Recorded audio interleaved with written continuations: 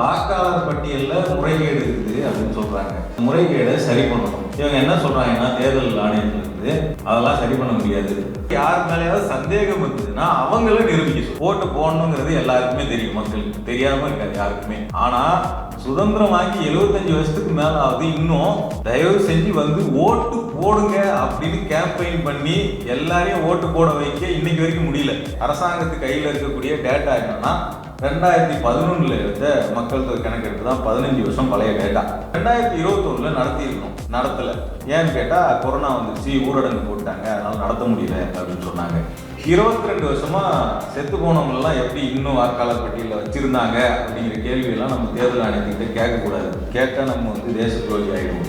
எஸ்ஐஆர்னா special intensive revision அப்படின்னு சொல்றாங்க. இதை ஈஸியாக எப்படி புரிஞ்சுக்கலாம்னா, இந்த சூரியோடைய அந்த பரோட்டா காமெடியில் வந்து மொத்தமாக ஒவ்வொரு கோடாக போட்டுக்கிட்டே வருவாங்க.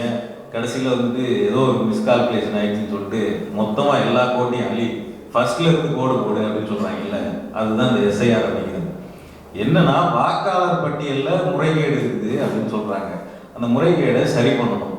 இவங்க என்ன சொல்கிறாங்கன்னா, தேர்தல் ஆணையத்திலிருந்து அதெல்லாம் சரி பண்ண முடியாது, எல்லாத்தையும் நீக்கிடுறேன், இனிமேல் யாருமே வாக்காளர் கிடையாது பீகாரில், நான் ஃபர்ஸ்ட்ல இருந்து எல்லாரும் நீங்கள் வந்து வாக்காளர் பட்டியலுக்கு அப்ளை பண்ணுங்க, நீங்கள்லாம் உங்களுக்கு வந்து வாக்களிக்க உரிமை இருக்கா இல்லையாங்கிறத நான் சொல்கிறேன் அப்படிங்கிறது தான் இந்த எஸ்ஐஆர் அப்படிங்கிறது. இது தமிழ்நாட்டிலையும் பண்ண போகிறாங்க. ஸோ இது பீகார்னா ஏதோ பீகாரை பற்றின பிரச்சனை நம்ம பேசிக்கிட்டு இருக்கோம், நமக்கு இதுக்கும் சம்மந்தம் இல்லை அப்படிலாம் கிடையாது.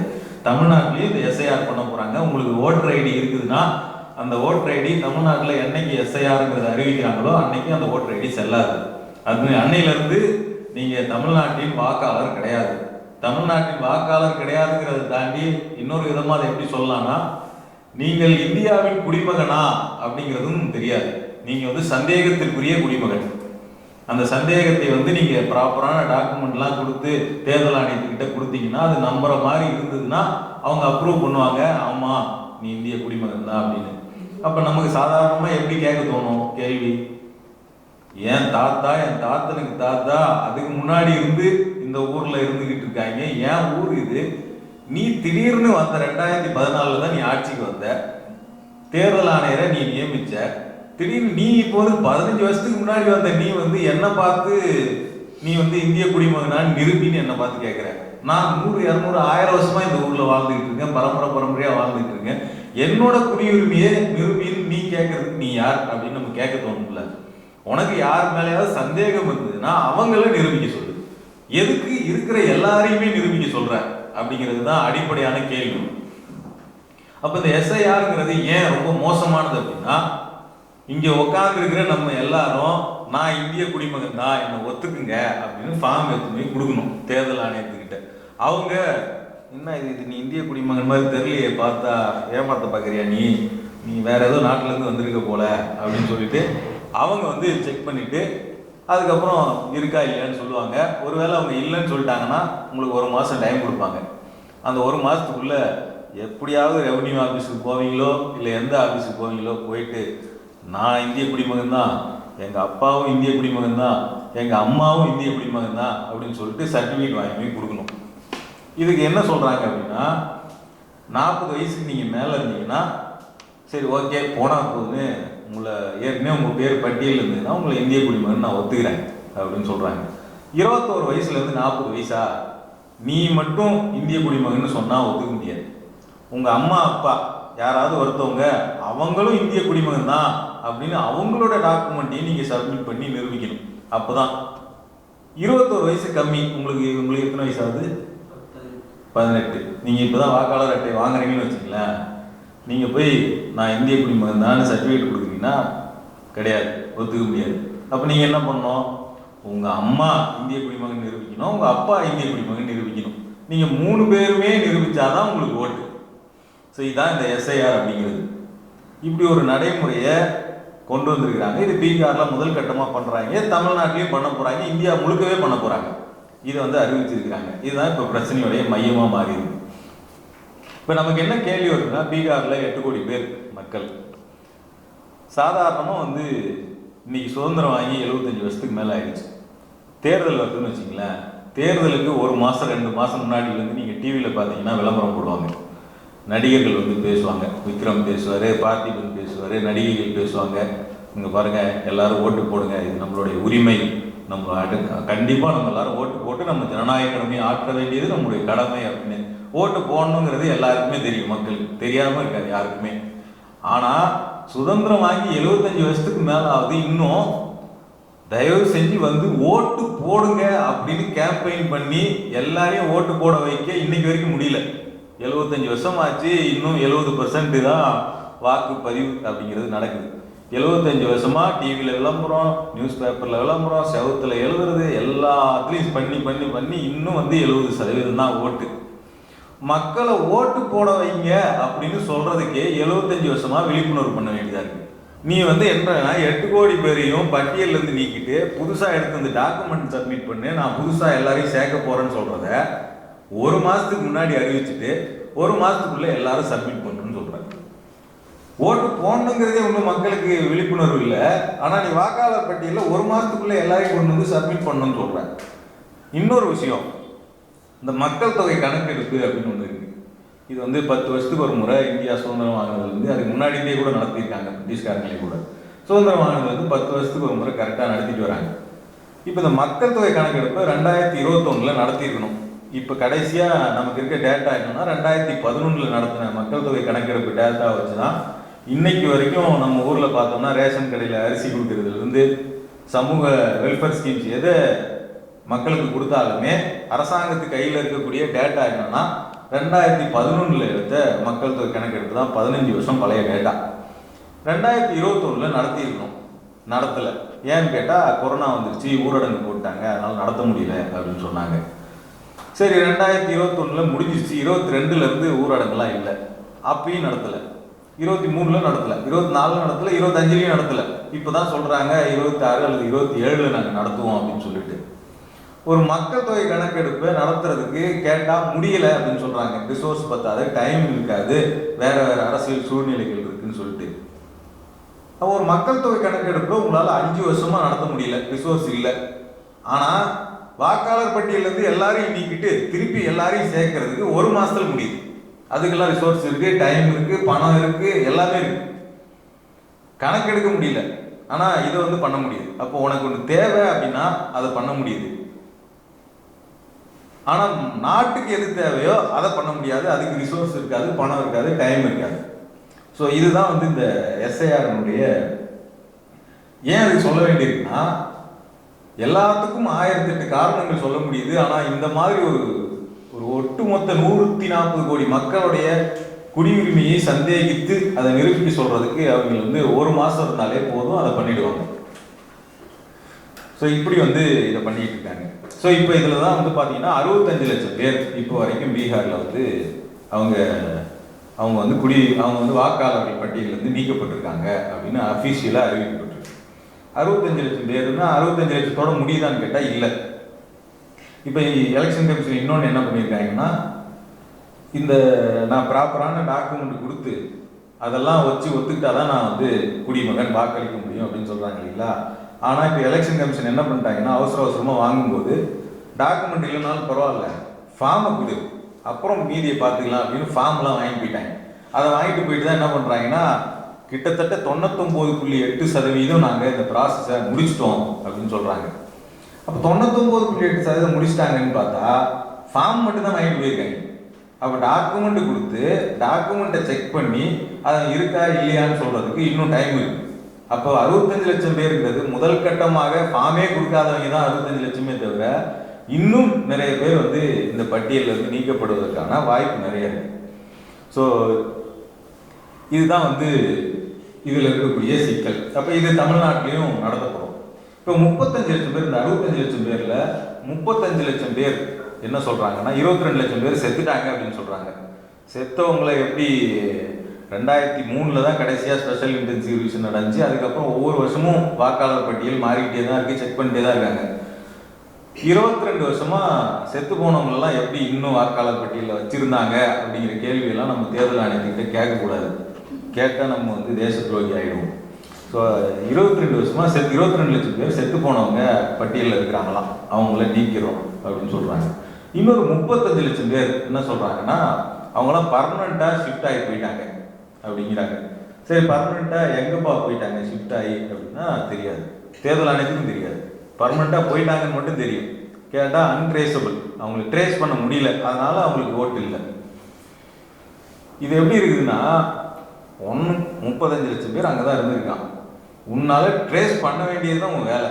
ட்ரேஸ் பண்ண முடியலன்னா ட்ரேஸ் பண்ணுறதுக்கு எவ்வளோ நாள் ஆகுமோ அவ்வளோ நாள் இந்த ப்ராசஸ் நடத்து. ஏன்னா பீகார் மாதிரியான ஒரு மாநிலங்கிறது ரொம்ப பின்தங்கினது. தோழர் அதை பற்றி சொன்னார். அங்கேருந்து நாடு முழுக்க எல்லா ஸ்டேட்லேயும் போய் வேலை செய்கிறாங்க. அடிப்படை கூலி வேலை செய்கிறாங்க. படிப்பறிவு ரொம்ப ரொம்ப கம்மியாக இருக்கக்கூடிய மாநிலம் பீகார். அப்போ நீ அங்கேருந்து போயிருக்கக்கூடியவனை அவன் ஒரு 5 வருஷமா இல்லை ஊரில், உள்ள ஒரு 2 வருஷமா இல்லை அப்படிங்கிறதுனால அவனை அந்த ஊர்காரனே இல்லைன்னு அவங்க பர்மனெண்ட்டாக ஷிஃப்ட் ஆகி போயிட்டாங்கன்னு மாற்றிடுறது.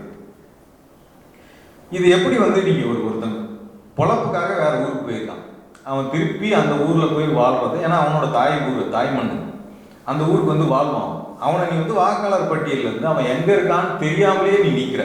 அவன் உயிரோடு இருக்கான், வேலை செஞ்சுக்கிட்டு இருக்கான், குடும்பத்துக்கு காசு அமைச்சிக்கிட்டு இருக்கான், ஆனால் அவன் வாக்காளர் பட்டியலிருந்து நீ நீக்கிற. இது எவ்வளோ மோசமான ஒரு ப்ராசஸ். அப்போ இதில் ரொம்ப முக்கியமாக பார்த்தோம்னா, இதை நாங்கள் பண்ண போகிறதுக்கான காரணம் அப்படின்னு சொல்லிட்டு என்ன சொன்னாங்கன்னா, இல்லீகல் இமிக்ரெண்ட்ஸ் நிறையா பேர் வந்துட்டாங்க உள்ள, பங்களாதேஷ்லேருந்து வந்துட்டாங்க, இந்த பக்கம் வேறு ஊர்லேருந்துலாம் வந்துட்டாங்க, மியான்மர்லேருந்துலாம் வந்துட்டாங்க அப்படின்னு சொன்னாங்க. சரி, எவ்வளோ பேர் வந்துட்டாங்க? இப்போ தான் நீ எல்லாத்தையும் ஃபார்ம் ஆகிட்ட. எவ்வளோ பேர் தான் நீ கண்டுபிடிச்ச வெளியூர்லேருந்து வந்தவங்க அப்படின்னு எவ்வளோ பேர் கண்டுபிடிச்ச அப்படின்னா அதுக்கும் பதில் இல்லை. இப்போ இவ்வளோ மோசமாக தேர்தல் ஆணையம் எந்த ஜனநாயகமும் இல்லாமல் இதை கேட்குறதெல்லாம் சரி நம்ம கேட்குறோம், நமக்கு பதில் சொல்லணும்னு அவசியம் இல்லை, ஏன்னா நம்ம ஒரு பெரிய ஆள் கிடையாது. கேட்குறது யாருன்னா எதிர்கட்சி தலைவர், பாராளுமன்றத்தினுடைய எதிர்கட்சி தலைவர் கேட்குறாரு. பாராளுமன்றத்தில் ஆளுங்கட்சிக்கு எவ்வளோ பெரிய இம்பார்ட்டன்ஸ் உண்டோ அதே இம்பார்ட்டன்ஸ் எதிர்கட்சிக்கு உண்டு, எதிர்கட்சி தலைவருக்கு உண்டு. அவர் கேட்குறாரு, அவருக்கும் அதே பதில் தான். அப்போ ஓட்டுகள் திருடப்பட்டிருக்கு அப்படின்னு ஒரு தொகுதியை எடுத்து ஒரு ஆராய்ச்சி பண்ணி ராகுல் காந்தி ஒரு விஷயத்தை முன்வைக்கிறார். ஒரு டாக்குமெண்ட்ஸ் எடுத்து அவங்க லட்சக்கணக்கான டாக்குமெண்ட்ஸை உட்காந்து ஒவ்வொரு பேராக செக் பண்ணி ஒரு ரிசல்ட்டை அவங்க கொடுக்குறாங்க. அப்போ ஒரு நியாயமான தேர்தல் ஆணையம் என்ன பண்ணணும்னா, சரிப்பா நீ சொல்லியிருக்க, நான் இதெல்லாம் செக் பண்ணுறேன், செக் பண்ணிவிட்டு நீ சொல்கிறது கரெக்டாக இல்லையாங்கிறத பற்றி நான் பேசுகிறேன் அப்படின்னு சொல்லணும். இவர் என்ன சொல்கிறாருன்னா, நீ எனக்கு அதிகாரப்பூர்வமாக நீ சைன் பண்ணி கொடு, நான் சொல்கிறதெல்லாம் உண்மையை தவிர நான் வேறு ஏதாவது சொல்லியிருந்தா என் மேலே நடவடிக்கை எடுங்க அப்படின்னு நீ எழுதி கொடு அப்படின்னு சொல்லிட்டு கேட்குறாங்க. அப்போ நீ என்னன்னா உன்னோட ப்ராசஸில் இருக்கக்கூடிய சந்தேகத்தை அவங்க எழுப்புறாங்க. நான் சரியாக இருக்கிறேன்னு நிரூபிக்க வேண்டியது நீ தான். ஆனால் இவர் என்ன சொல்கிறாருன்னா, இவ்வளோ கோடி மக்கள் தேர்தல் ஆணையத்தை நம்பி இருக்கிறாங்க, நீங்கள் அந்த மக்களை எல்லாம் நீங்கள் அசிங்கப்படுத்துகிற மாதிரி பண்ணுறீங்க அப்படின்னு சொல்கிறாரு. அதாவது இந்த பிஜேபிக்காரங்க தான் இந்த மாதிரிலாம் பேசுவாங்க. நம்ம பிரதமர் ஏதாவது கேள்வி கேட்டோம்னா உடனே நீ நாட்டை இந்தியாவை அவமானப்படுத்தி விட்டாய் அப்படின்னு சொல்லுவாங்க. பிரதமர் இந்த பகல்காமில் ஏன் மக்கள்லாம் போனாங்க டூரிஸ்ட் ஸ்பாட்டு, நீ தான் சொன்ன, அங்கே போயிருக்காங்க, தீவிரவாதியை எப்படி உள்ளே சுட்டாங்கன்னு கேட்டிங்கன்னா நீ இந்திய இராணுவத்தை அவமானப்படுத்துகிற அப்படின்னு சொல்லுவாங்க. அப்போ என்னன்னா எல்லாத்துக்கும் ஒரு ஷீல்டை முன்னாடி வச்சுக்கிறது. இந்த போர்லலாம் ஹியூமன் ஷீல்டுன்னு சொல்லுவாங்க. அந்த மாதிரி இவங்க என்ன பண்ணுறதுன்னா ஆர்மியை கொண்டு முன்னாடி வச்சுக்கிறது. எது சொன்னாலும் நீ இராணுவத்துக்கு எதிராக பேசிட்ட, நீ நாட்டுக்கு எதிராக பேசிட்ட, தேச துரோகி நீ அப்படின்னு ஒரு ஷீல்டு கொண்டு முன்னாடி வச்சுருவாரு. அதை இன்னைக்கு தேர்தல் ஆணையம் பண்ணுது. இவ்வளோ நாள் பிரதமர் பண்ணார், ஆளுங்கட்சி பண்ணாங்க, இப்போ தேர்தல் ஆணையமே அதான் பண்ணுது. ஷீல்டை கொண்டு முன்னாடி வச்சுக்கிறது. இந்த ஷீல்டெல்லாம் கூட பரவாயில்ல, இன்னொரு மோசமான ஷீல்டு ஒன்று இருக்குது. என்னென்னா சிசிடிவி ஃபுட்டேஜ் ஏன் கொடுக்கலன்னு சொல்லிட்டு கேட்டாங்க. சிசிடிவி ஃபுட்டேஜ் ஏன் கொடுக்கலன்னு சொன்னால், சிசிடிவி ஃபுட்டேஜை கொடுக்காமல் இருக்கிறதுக்கு ஒரு திருத்தத்தை அஃபிஷியலாக தேர்தல் ஆணையம் கொண்டு வந்துட்டாங்க. என்ன அப்படின்னா, உங்களுக்கு அந்த தேர்தலில் ஏதாவது சந்தேகம் இருக்குதுன்னா 45 நாள் தான் டைம், அதுக்குள்ளே நீங்கள் சிசிடிவியை கேட்கணும். அதுக்கப்புறம் நீங்கள் கேட்டிங்கன்னா நாங்கள் டெலிட் பண்ணுறோம், அதுக்கப்புறம் எதையும் தர முடியாது அப்படின்னு சொல்லிட்டாங்க. 45 நாளுக்கு மேலே உங்களுக்கு தேர்தல் ப்ராசஸ் மேலே சந்தேகமே வரக்கூடாது. இப்போ சிசிடிவி ஃபுட்டேஜ் கேட்டால் அவர் என்ன சொல்கிறாருன்னா, தேர்தல் ஆணையர் உங்களோட அக்கா, உங்கள் தங்கச்சி, உங்கள் அம்மா, எல்லா பெண்களும் தானே ஓட்டு போட்டிருப்பாங்க, அவங்களுடைய ப்ரைவசி என்ன ஆகுது அப்படின்னு கேட்குறாரு. என்ன வீடியோ வெளியிட சொன்னாங்க? வீட்டுக்குள்ளே போயிட்டு சமையல் செய்கிற வீடியோ கேட்டாங்களா, இல்லை என்ன வீடியோ கேட்டாங்க? ஓட்டு போடுறதுக்கு பொது வெளியில எல்லாரும் போகிறாங்க, மீடியா காட்டுறது இல்லையா ஓட்டு போட வரிசையில் நிற்கிற வீடியோலாம், அதில் என்ன ப்ரைவசி பாதிக்கப்படுது. அப்போ என்ன பண்ணுறாங்கன்னா இவர் வந்து ஒரு மாரல் ஷீல்டு, இந்த மாரல் போலீசிங்னு சொல்லுவாங்க, அந்த மாதிரி பெண்களோட ப்ரைவசியை நீங்கள் கேள்விக்குள்ளாக்குறியா அப்படின்னு கேட்குறாரு. அதை பற்றி கேட்குறவங்கள குற்றவாளியா மாத்துறாரு, சிசிடிவி கேட்குறவங்கள. அப்போ இந்த மாதிரியான ஒரு இது ஏன் இதெல்லாம் அவங்க பண்ணுறாங்க அப்படின்னா, தேர்தல் ஆணையத்தினுடைய தலைவரை தேர்ந்தெடுக்கிற விதி நம்ம தோழர் முன்னாடி சொன்னார், அதிலே ஒரு மாற்றத்தை பிஜேபி கொண்டு வந்தாங்க. என்ன அப்படின்னா, முன்னாடி ஒரு 3 பேர் கொண்ட குழு இருப்பாங்க, அவங்க தான் தேர்தல் ஆணையரை தேர்ந்தெடுப்பாங்க, தலைமை தேர்தல் ஆணையரை. அந்த குழுவில் வந்து பார்த்தோம்னா பிரதமர் இருப்பார், எதிர்கட்சி தலைவர் இருப்பார், 3வதா சீஃப் ஜஸ்டிஸ் ஆஃப் இந்தியா இருப்பாங்க, தலைமை நீதிபதி. இதில் என்ன பண்ணிட்டாங்கன்னா, தலைமை நீதிபதி அவர் சொன்ன மாதிரி தலைமை நீதிபதினு ஒரு ஆள் இருந்தா என்னைக்காவது ஒருத்தன் நமக்கு பிடிக்காத ஒருத்தன் வருவான், அவன் வந்து தேர்தல் ஆணையரை வந்து மாற்றி விட்டுருவான். அதனால் அந்த ஆளை தூக்கி விட்டுருவோம், தலைமை நீதிபதியை தூக்கி விட்டுட்டு ஏன் கேபினெட்டில் இருக்கக்கூடிய ஒரு மினிஸ்ட்ரியை நான் போட்டுக்குவேன் அப்படின்னு தேர்தல் ஆணையத்துக்கு பற்றின ஒரு விதியை மாற்றி கொண்டு வந்துட்டேன். அப்போ இப்போ யார் யார் இருக்காங்கன்னா, பிரதமர் இருக்காரு, பிரதமர் கை காட்டின அமித்ஷா இருக்கிறாரு, எதிர்கட்சி தலைவர் இருக்கிறார். 3ல் 2 ஓட்டு அவங்க. எதிர்கட்சி தலைவர் என்ன சொன்னாலும் அங்கே வந்து வேஸ்ட்டு, அது சும்மா டம்மி பீஸாக வச்சுருக்காங்க அவரை. அப்போ பிரதமரும் அமித்ஷா 2 பேர் ஓட்டு போட்டாங்க. அப்போ இவர் தான் தலைமை தேர்தல் ஆணையர் அப்படின்னு ஒரு தலைமை தேர்தல் ஆணையரை கொண்டு வந்தாங்க. அவர் வந்து அமித்ஷாவோட ஆஃபீஸில் வேலை பார்த்தவர் தான், அவர் தான் இப்போ தலைமை தேர்தல் ஆணையராக இருக்கிறார். அப்போ அவர் வந்ததுலேருந்து இப்படியெல்லாம் தேர்தல் ஆணையத்தின் மீது பல சந்தேகங்கள் தொடர்ச்சியாக எதிர்கட்சிகளால் எழுப்பப்பட்டுக்கிட்டே இருக்குது. நீங்கள் டிரான்ஸ்பரன்சி இல்லாமல் இருக்கிறீங்க, தேர்தல் ஆணையத்தினுடைய நடைமுறை வந்து எதிர்கட்சிகளுக்கு எதிராக இருக்குது, பாஜகவுக்கு சாதகமாக இருக்குதுன்னு தொடர்ச்சியாக பல குற்றச்சாட்டுகளை வந்து வச்சுக்கிட்டே இருக்காங்க. இன்றைக்கி அது ஆதாரங்களோடு வைக்கும்போது கூட என்ன சொல்கிறாருன்னா, நீ வந்து ஒன்று எனக்கு வந்து நான் பொய்ன்னு நிரூபித்தா என் மேலே நடவடிக்கை எடு அப்படின்னு சொல்லிட்டு எழுதி கொடு, இல்லையா மன்னிப்பு கேள் அப்படிங்கிறார். அப்போ கூட அவர் வந்து நான் என் பக்கம் தப்பு இருக்கான்னு சரி பார்க்குறேன்லாம் சொல்ல மாட்டார். எப்படி மோடி பேசுவாரோ அதே மாதிரி தான், என் ஆட்சி நான் எவ்வளோ பெரிய மக்களுக்காக நான் 24 மணி நேரத்தில் 18 மணி நேரம் உழைச்சிக்கிட்டு இருக்கேன், என்னையே நீ குற்றம் சொல்கிறாங்கிற மாதிரி தேர்தல் ஆணையரும் அதே லாங்குவேஜில் தான் பேசுகிறார். ஒன்று நிரூபி இல்லை மன்னிப்பு கேள்வி அப்படின்னு. தேர்தல் ஆணையத்தினுடைய வேலை என்ன? தேர்தல் ஆணையத்தினுடைய வேலை தேர்தல் நடத்துறது. அப்போ உங்களுக்கான அதிகாரம் அப்படிங்கிறது எப்போனா, தேர்தல் விதிகள் எப்போ நடைமுறையில் இருக்குதோ அப்போ தான் உங்களுக்கு அதிகாரம். ஒரு எதிர்கட்சி தலைவர் இப்படி சந்தேகங்களை எழுப்புனா நீ வந்து மன்னிப்பு கேள்னு உட்காந்து இவ்வளோ அதிகாரம் பண்ணிக்கிட்டு இருக்கிறதுக்கு இப்போ உங்களுக்கு வேலை கிடையாது, தேர்தல் நடக்கும்போது தான் உங்களுக்கு வேலை. இன்னொரு என்னன்னா, இந்தியாவில் இருக்கக்கூடிய 100% மக்களையும் ஓட்டு போட வைக்கிறது தான் தேர்தல் ஆணையத்தினுடைய வேலை. அப்போ என்னன்னா, உங்கள் ஒர்க் என்னன்னா, யாருமே ஓட்டு போடாமல் போயிடக்கூடாது அப்படின்னு ஊராக போயிட்டு இருக்கிற எல்லாரையும் புதுசாக சேர்த்து இன்க்ளூட் பண்ணி ஓட்டு போட வைக்கணும், அதுதான் அவங்களோட வேலை. ஆனால் இங்கே ரிவர்ஸாக பண்ணிக்கிட்டு இருக்காங்க. யாரெல்லாம் ஓட்டு போட்டுக்கிட்டு இருக்கானோ அவனெல்லாம் வந்து இல்லை உன் மேலே சந்தேகமாக இருக்குது நீ போடக்கூடாது, உன் மேலே சந்தேகமாக இருக்குது நீ போடக்கூடாதுன்னு சொல்லிட்டு எக்ஸ்க்ளூட் பண்ணிக்கிட்டு இருக்காங்க. அப்போ தலைகீழாக வந்து ஒரு ப்ராசஸை மாற்றிக்கிட்டு இருக்காங்க. இதில் வந்து பெரும்பாலும் பாதிக்கப்பட போகிறவங்களா பீகாரில் வந்து பார்த்தோம்னா தொழிலாளர்கள், முதல்ல பல மாநிலங்களுக்கு வேலை செய்ய போயிருக்க கூலி தொழிலாளர்கள், அதில் பெரும்பாலானோர் அவங்களுடைய ஓட்டுரிமையை இழக்க போகிறாங்க. 2வது இஸ்லாமியர்கள். அப்போ நீங்கள் ஒரு இஸ்லாமியராக இருந்துட்டாலே நீங்கள் சந்தேகத்துக்குரியவர். எப்படின்னா, நீங்கள் வந்து பங்களாதேஷ்லேருந்து முஸ்லீம் சொல்லியிருக்காங்க, அப்போ உங்கள் பேர் முஸ்லீம் பேராக இருந்துட்டாலே நீங்கள் சந்தேகத்திற்குரிய குடிமகன். அப்போ நான் இந்திய குடிமகன் தாங்கிறத நிரூபிக்க வேண்டிய கூடுதல் பொறுப்பு உங்களுக்கு வந்து இயற்கையிலேயே வந்துடுது. இப்போ என் பேர் விவேகானந்தன்னா நானும் நிரூபிக்கணும், ஆனால் ஏதோ ஒரு வகையில் நான் தப்பிச்சிருவேன். ஆனால் என் பேர் ஏதோ இஸ்மாயில்னு இருக்குதுன்னா நான் வந்து எங்கே போனாலும் எனக்கு 2-3 முறை செக் நடக்கும், இவங்க கரெக்டான டாக்குமெண்ட் தான் கொடுத்துருக்கானா இல்லையா, இவங்க அப்பா கரெக்டான இவங்க அப்பா தான் இல்லையான்னு சொல்லிட்டு. அப்போ இந்த மாதிரியான ஒரு கூடுதல் இயற்கையாகவே ஒரு இஸ்லாமியர் இந்த நாட்டில் சந்தேகத்திற்குரிய குடிமகன் அப்படிங்கிறத இங்கே எஸ்டாப்ளிஷ் பண்ணி நிறுத்துறாங்க இந்த ப்ராசஸ் மூலமாக. இப்போ தேர்தல் ஆணையத்தினுடைய வேலை ஒரு நாட்டினுடைய குடிமகனுடைய குடியுரிமையை அவங்க டெஸ்ட் பண்ணுறது தேர்தல் ஆணையத்துடைய வேலையான்னு கேட்டால் கிடையாது. ஒரு நாட்டில் குடியுரிமை ஒருத்தனுக்கு குடியுரிமை குறித்த விவகாரங்களில் ஹோம் மினிஸ்ட்ரியோடைய வேலை தான் குடியுரிமையை கொடுக்கறது, சரி பார்க்கறது, நீக்கிறது எல்லாம்.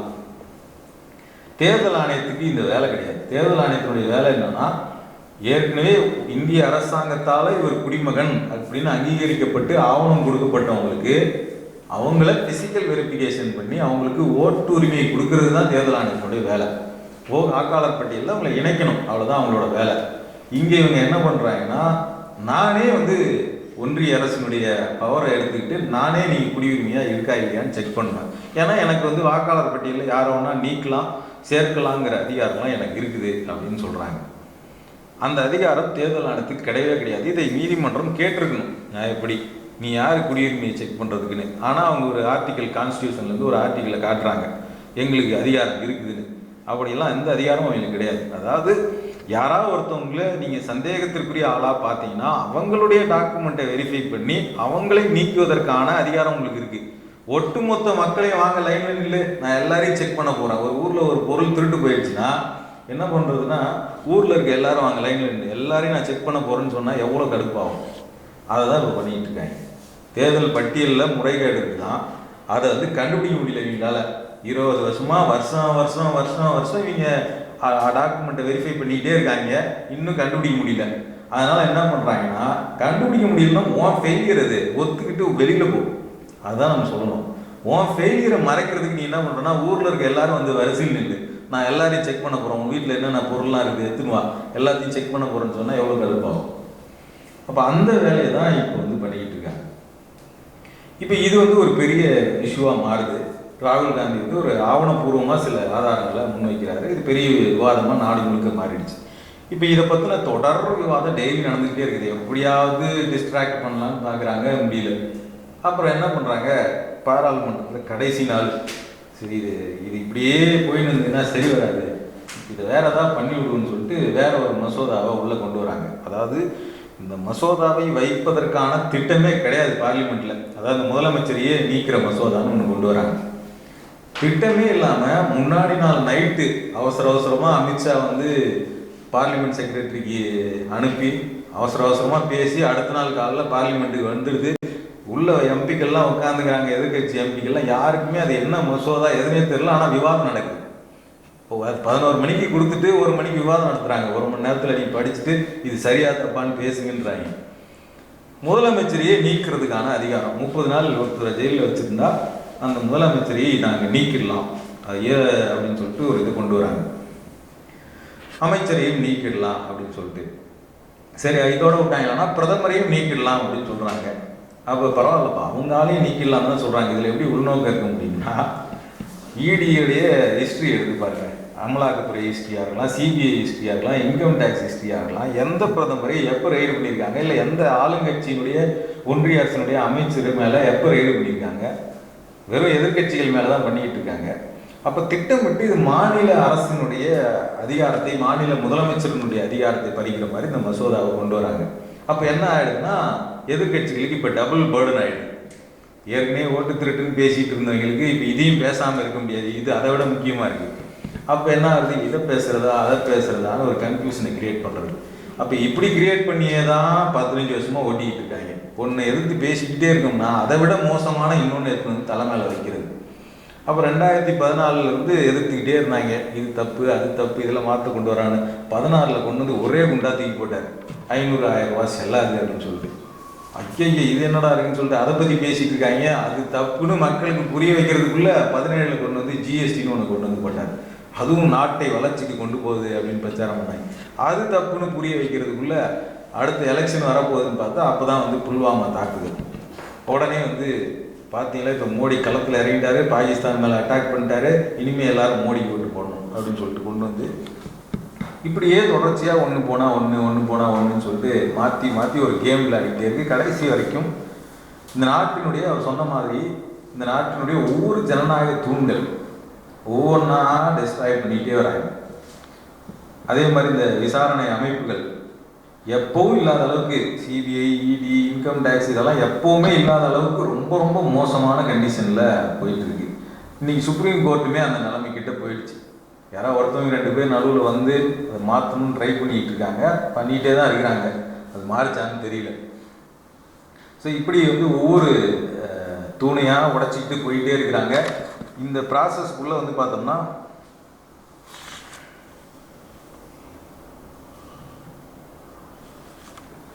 இந்த எஸ்ஐஆரை கொண்டு வந்திருக்காங்க. இப்போ இதில் இன்னொரு விஷயம் என்னென்னா, முன்னாடி நம்ம பார்த்த 25 தொகுதி, வெறும் 25 தொகுதியில் ஃப்ராடு பண்ணாலே பிரதமர் ஆகிட முடியும் அப்படிங்கிற நிலைமையில் பிரதமராக 3வது முறையாக மோடி வந்திருக்கிறாங்க அப்படிங்கிறது.